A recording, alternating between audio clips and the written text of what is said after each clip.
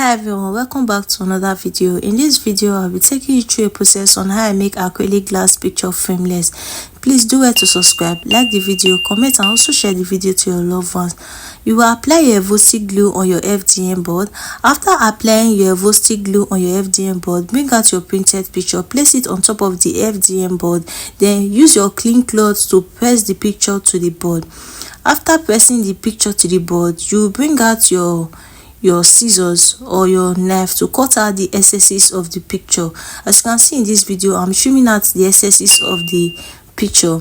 So you trim out the excesses, the both sides, you will trim it out. After then you bring out your acrylic glass art, then measure it in the area you want to put your hook. So in this place I'll be using my scissors to create a hole in my acrylic glass. If you are using your scissors to put a hole in your acrylic glass, you need to be very careful.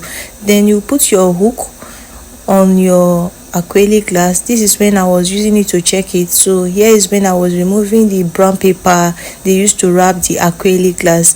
So if you are removing your own brown paper, be very careful. I will use my hanky to clean the acrylic glass, then also use my hanky to clean the picture. I will put the acrylic glass on top of the picture. After putting it, the next thing is for me to put my glass hook in the hole I created on my acrylic glass. So I will put the glass hook in the four corner of the hole I created. Here's the final picture frameless. Is this not beautiful? Wow, is this not beautiful?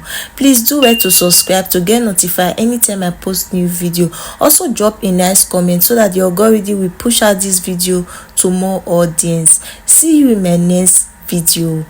Bye.